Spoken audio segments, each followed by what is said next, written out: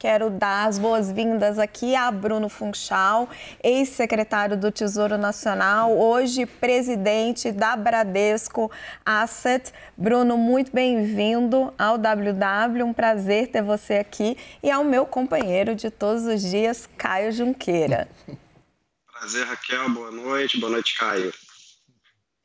Primeiro, vamos trazer os fatos para vocês. O anteprojeto da PEC, a minuta, foi entregue agora à noite no Senado. Se aprovado como está, como eu acabei de dizer, vai permitir um estouro do teto de até 198 bilhões de reais em 2023. De Brasília, ao vivo, o repórter Nolan Rupertus tem os detalhes. Nolan.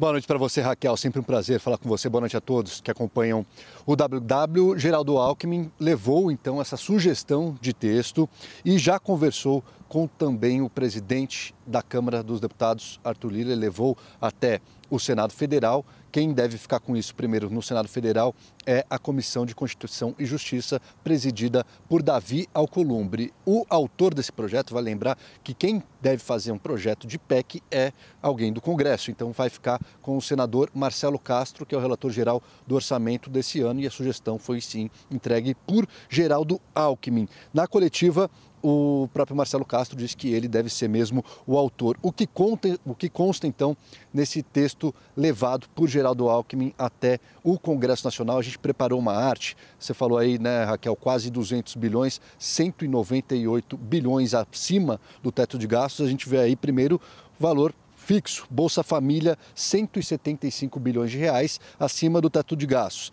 E aí tem esses 23 bilhões de reais que seriam de receitas extras apenas para investimentos. Também devem ficar fora do teto de gastos, segundo essa sugestão, doações para a educação e para o meio ambiente.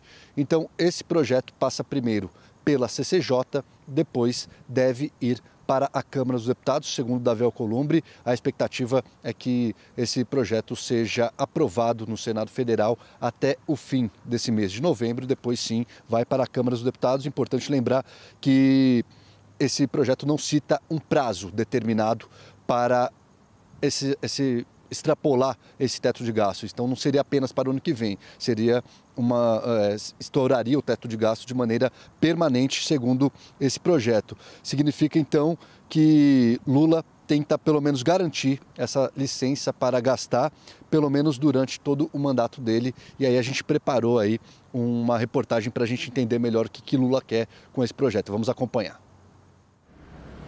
No Egito, durante a COP27, Lula pediu a Rodrigo Pacheco que o Bolsa Família fique fora do teto de gastos pelos próximos 4 anos, e não apenas em 2023.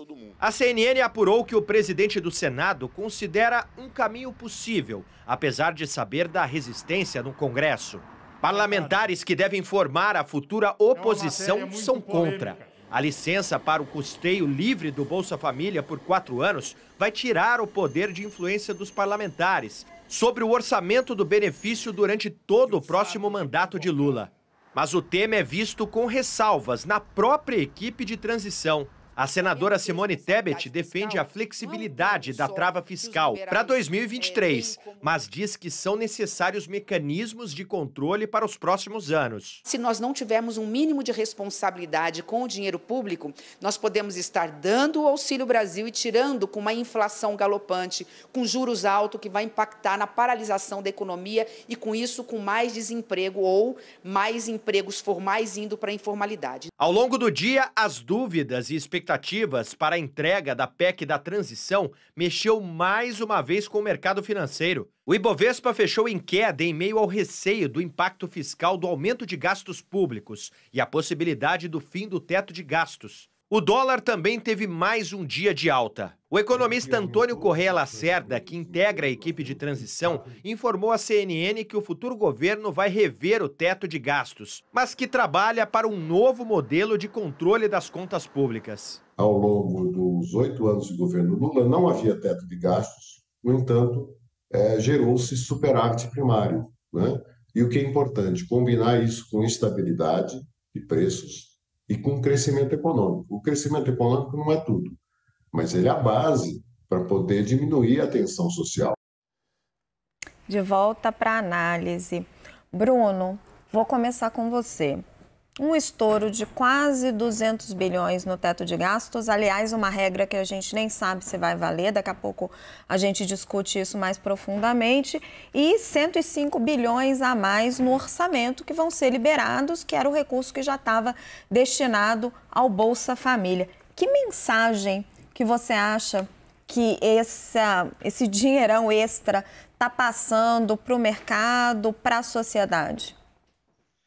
Bom, Raquel, acho que a gente está num momento de discutir, fazer uma reflexão, né, de todos os custos que estão associados, né, a esse movimento. Acho que todo mundo percebe a necessidade, né, de fato entregar esse novo Auxílio Brasil, Bolsa Família de R$600, são demandas da sociedade, foram bastante discutido nas eleições.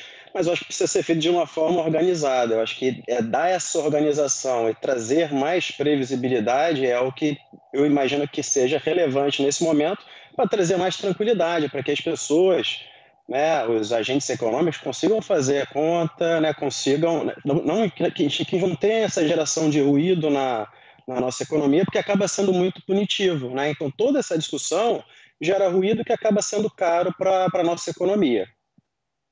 Caio, o Bruno está falando do ruído. Estamos falando apenas de uma minuta, né? O Alckmin fez questão de frisar isso várias vezes. Aonde vai dar isso? Essa minuta vira que texto? Qual a chance de aprovação desse texto? Raquel, penso que o texto vai ser aprovado, não necessariamente nos termos da minuta, né? Tanto que é surpreendente ser uma minuta, né? Geralmente é uma PEC, tem uma leitura, é um gesto, mas é um gesto com muito pé atrás e muito receio de que não sairá da forma que entrou. Tradicionalmente, os textos não saem da forma que entram no Congresso Nacional. Geralmente, os governos costumam colocar pontos para a negociação que podem vir a ser retirados. Nesse especificamente, não dá ainda para a gente apostar. Agora, a partir de hoje, na verdade, a partir de amanhã, as contas ali do mapeamento político, do número de votos, já vão começar a ser feitos. É muito interessante a gente frisar que esse texto, a opção do governo eleito foi começar pelo Senado, onde há um maior número de senadores que apoiam, vamos dizer assim, apoiam o governo eleito do que na Câmara. Para esse texto começar na Câmara, precisariam de 171 assinaturas. É por isso que tem esse fast track, né, que está sendo dito, né? Você começa no Senado, você pula etapas na Câmara e nessa pulada de etapas na Câmara precisa do apoio do Arthur Lira para emendar em uma PEC que já exista, ou seja, tem uma operação política, não é tão simples, né? Eu apostaria na aprovação, claro, não da forma como ele entrou, claro. Talvez esse valor de 198 caia consideravelmente, mas a gente não pode achar que será aprovado tranquilamente. Vai demandar muita operação política e vai demandar um esforço maior de uma aliança mais consolidada do governo eleito, estamos falando do Lula e do Alckmin, com o presidente da Câmara, Arthur Lira. Bruno, o Caio, se eu estiver errada, me corrija, te traduzindo, dizendo que o governo colocou alguns pontos de barganha ali. A gente não sabe exatamente quais são, mas colocou alguma gordura. Agora, qual o nível de risco disso? De você, eventualmente, estar colocando pontos que você não quer manter? Porque é muito delicado. A gente já viu hoje os efeitos sobre o câmbio. Nós estamos vendo desde a semana passada, aliás, os efeitos sobre o câmbio, sobre o nível de juros. Dá para brincar, entre aspas, com esse tipo de coisa? Os preços eles acabam dando os sinais, né? Você falou bem, o câmbio subiu, né? O real desvalorizou, os juros, a curva de juros abriu, então isso acaba encarecendo e trazendo mais insegurança, né, para a economia brasileira, que acaba sendo ruim mesmo, né, para o próprio crescimento econômico, para a geração de emprego. A gente não está nem falando dessas decisões estruturais, mas essa instabilidade traz uma dificuldade no ambiente de negócio. Agora, um ponto que o Caio tocou é super relevante. A gente está falando de uma PEC que demora, um processo longo, né, de tramitação, 2 votações na Câmara, 2 no Senado, e isso precisa ser votado ainda esse ano para ser discutido o orçamento para entrar em vigor ano que vem. Então, a gente tem 5 semanas até o recesso parlamentar, mais ou menos isso, para discutir muita coisa. Então, e precisa de um acordo rápido, né? Então, acho que tem todo esse caminho para ser trilhado e provavelmente nas próximas 4 semanas a gente ainda vai ter um pouco de ruído em relação a esse assunto. Caio, acho que um ator determinante aí é Arthur Lira, que nós já sabemos mais ou menos o que o governo eleito quer. Acho que tem discussões ali dentro da base de apoio deles. A gente viu a senadora Simone Tebet defendendo a proposta por apenas um ano, pedindo reformas, enquanto vem uma proposta muito mais ambiciosa, entre aspas. Nós sabemos onde se posiciona Ciro Nogueira, o que hoje seria a oposição, mas é governo, né? Essa confusão que virou o Brasil, que quer também apenas por um ano. Mas em que ponto dessa linha está Arthur Lira? Raquel, dependência total para aprovação no tempo previsto, que é até 22 de dezembro, que é quando inicia o recesso. Dependência total do Arthur Lira, o governo eleito tem nessa tramitação.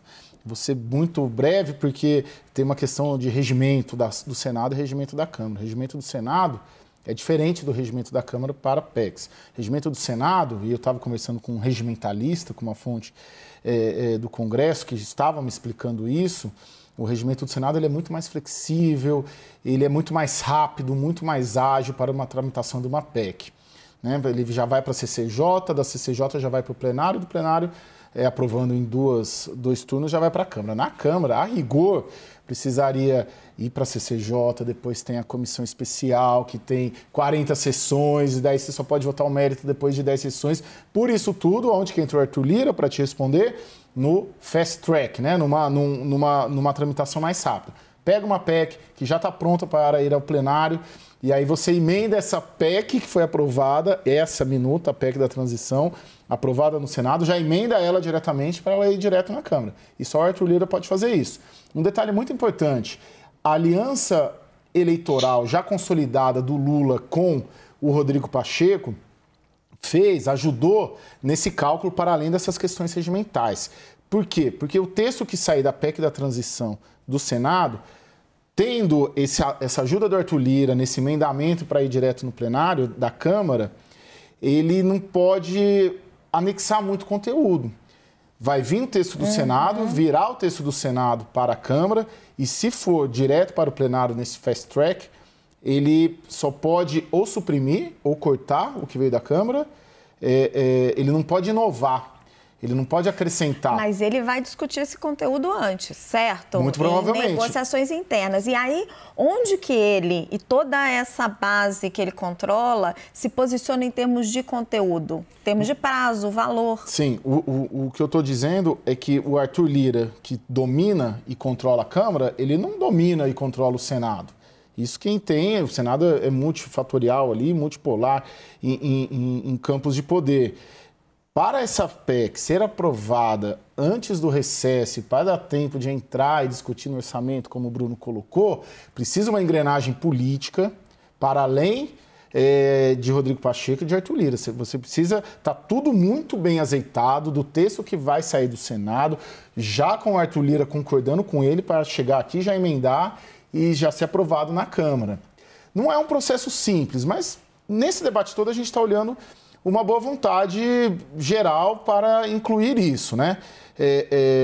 O tema, inclusive, é apensamento, né? Você apensa ali na Câmara.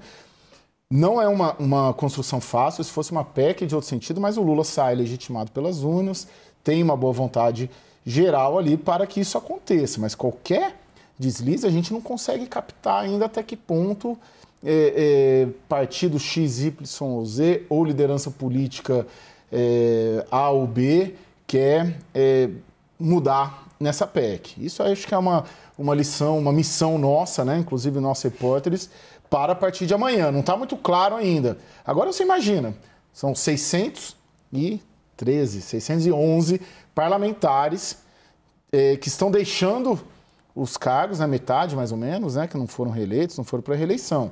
É uma operação política que demanda uma engrenagem muito bem azeitada para conseguir aprovar até 15 de dezembro, mais ou menos. Isso com Copa do Mundo, que começa domingo, tá? Não dá para esquecer, né? Bruno, o Caio fez uma descrição muito detalhada, muito boa para a gente da dificuldade política. Eu queria entrar com você no cerne da PEC. O fator surpresa ali foi essa questão de usar receitas extraordinárias, ok, tem uma trava ali até 23 bilhões, para investimento e tirar isso de fora de qualquer regra fiscal. E aí a minha dúvida é o seguinte, o quanto realmente o investimento é a saída para você estimular a economia? Qual é a capacidade do setor público de fazer esse investimento de forma eficiente? O quanto esse mantra que a gente ouviu muito lá no governo Dilma, de que o gasto é vida, realmente funciona? Você já esteve dentro do setor público. Qual é a capacidade do setor público de gerar todo esse efeito positivo que o PT está imaginando? Então, Raquel, investimento, dependendo do investimento e como ele é feito, ele de fato pode ter um retorno bom para a sociedade, né? Acho que talvez o mais relevante seja fazer uma melhora da qualidade do gasto, aumentar o investimento, controlando outras despesas, controlando o crescimento de despesa obrigatória. Essa era a lógica inicial, inclusive, do teto de gasto, quando ele tentava, né, controlar o crescimento dessas despesas, que são uma parte muito relevante do orçamento. O orçamento é muito engessado hoje, então trazer um pouco mais de flexibilidade para remanejar para investimento, sem fazer crescer o gasto. Esse é o grande ponto. Agora, fazendo crescer o gasto é muito do que já estão falando, né? A própria senadora Simone Tebet mencionou na fala dela. Muitas vezes você acaba dando com uma mão e tirando com a outra. Então, esse recurso que vai ser para investimento público, ele gera um outro custo em termos de juros, porque você está aumentando a dívida pública, que acaba sendo mais caro tanto para um consumo aí da Dona Maria, né, para pegar um crédito, quanto para investimento privado. Então, você acaba tendo o investimento público crescendo e o investimento privado diminuindo, e no final do dia você pode ter um efeito negativo, né? Então, acho que o investimento público é saudável se tiver retorno positivo para a sociedade, mas com um controle de gasto, né? Ou seja, você remanejando e melhorando a qualidade do gasto. Os políticos às vezes esquecem que o retorno desse investimento tem que superar o custo dessa dívida, né? Que o brasileiro vai ter que pagar. Então, tem que ser um investimento muito bem feito. Caio, nós vimos pipocar aí ao longo do feriadão. Você viu melhor do que eu, porque eu estava de folga, Caio estava trabalhando. Várias propostas de substituição de regra fiscal, né? Teve aqui o Felipe Salto, secretário da Fazenda de São Paulo, entregou para Geraldo Alckmin, o próprio Tesouro Nacional veio com uma proposta. Hoje, Armínio Fraga e Marcos Mendes publicam na Folha outra proposta. Em geral, as três são muito parecidas. Você tem um controle de despesa, mas não é simplesmente pelo teto. Esse controle de despesa vem através de um indicador de dívida. Então, se a dívida está mais alta ou mais baixa, isso permite você flexibilizar ou não a despesa. Mas aí vou te perguntar politicamente, o quanto que isso está sendo realmente discutido na equipe de transição, entre os 4 economistas que estão ali reunidos e que parece que até agora não foram ouvidos nessa discussão da PEC de transição, Pércio Arida, Nelson Barbosa, Guilherme Mello, André Lara Rezende, e entre os políticos, que são quem realmente está dando as cartas. Vai vir alguma coisa concreta de controle de gasto? Bom, agora até o final do ano eu acho muito difícil, né? Não sinto isso, o que não significa que não haja uma disposição ou uma preocupação, em algum momento isso será discutido. Qual será, se é que haverá uma nova âncora fiscal? Primeiro ponto, Raquel, os políticos, de certa maneira, a ala política do governo eleito atropelou a ala econômica do governo eleito. Isso é fato, né? Muito embora os primeiros nomes que o Alckmin anunciou foram os economistas, a PEC andou sem que nenhum, né, a gente falou bastante disso semana passada, sem que nenhum deles tivesse sido ouvido e sem que eles sequer tivessem se reunidos. A primeira reunião deles aconteceu e continuam na sexta-feira. Sem ser ouvidos nessa semana, parece. Exatamente. Né? Houve um, eu não vou dizer assodamento, mas houve um processo político que se desenvolveu muito mais rápido do que um processo de formulação de uma política fiscal. Agora, tem um dado da realidade. Se até para gastar, que sabemos que o Congresso tem uma facilidade de aprovar textos como essa minuta, seria muito difícil em 4 semanas você aprovar uma PEC com extrateto e junto aprovar uma nova âncora fiscal. São no meio de uma Copa do Mundo. Estou ressaltando a Copa do Mundo, mas é um dado. É igual a festa junina no Congresso, é igual a eleição municipal no Congresso. Esvazia, ou seja, tem esse dado da realidade. Outro dado da realidade, em princípio, equipes de transição são para levantar dados do governo e jogar para frente, não necessariamente para a formulação de política pública. Nada impede que, a partir de 1º de janeiro, com o ministro da Fazenda, que também não sabemos quem será e não está participando desse processo. Muito bem lembrado, está tudo sendo decidido sem o futuro comandante. Exatamente, nada impede que, a partir do ano que vem, já tenha um debate sobre âncora fiscal, nada impede que o Congresso Nacional coloque um prazo, esse extrateto só para 2023, tem todas essas questões. Agora, fato é o que mais me chama a atenção, e eu tendo a ver tudo pelo viés político, evidentemente, é que os economistas do entorno do Lula não participaram desse debate, a despeito dessas formulações todas que estão sendo colocadas na mesa, todos eles apoiadores do Lula. Bruno, esta ideia, que como o Caio falou, ainda não chegou no meio político, mas está no meio acadêmico e está até dentro do Tesouro Nacional, de você controlar a despesa por indicador de dívida. Eu já ouvi que ela é como um second best, uma segunda melhor alternativa, já que politicamente a gente não consegue mais levar à frente o teto de gastos. Qual que é a sua visão? Então, Raquel, a regra fiscal, ela tem que ser crível. Eu acho que essa foi muito bom, né, na época do teto, quando ele ainda tinha toda aquela credibilidade, que ele conseguia ancorar a expectativa e fazer com que o mercado, as pessoas projetassem uma trajetória de dívida, né? Qual que é o outro lado da regra? Ela é simples, essa é bom, ela é crível, é bom, mas ela não tem a flexibilidade. E essa flexibilidade está sendo demandada com frequência. Então, precisa escrever uma regra que traga flexibilidade. Então, é esse que é o objetivo. Vamos usar a dívida como referência. Se a dívida estiver alta e crescendo, vamos travar um pouco mais as despesas. Se estiver baixa, a gente pode afrouxar um pouco mais as despesas, mantendo a dívida controlada. Isso é uma boa proposta. Qual que é a dificuldade? Você acaba trazendo uma complexidade maior para explicar a regra, e operacionalmente também. Então, a gente sabe que a regra tem que ser crível, as pessoas têm que entender, a sociedade tem que entender. Podem falar mal do teto de gastos, mas acho que hoje todo mundo entende a regra, né? E acho que fica fácil a gente comunicar e mostrar a importância. A regra da dívida é boa, mas acho que vai ter que fazer um grande esforço na sociedade, no meio político, para que essa regra seja entendida e tenha essa credibilidade. Ela talvez seja politicamente viável, mas, confesso, ela é difícil de explicar e de entender. Bruno Funchal, muito obrigada pela sua presença no WW de hoje. Obrigado mesmo, Bruno. Obrigado, Raquel. Tchau, tchau. Boa noite, Caio. Boa noite a todos. O Caio fica aqui comigo.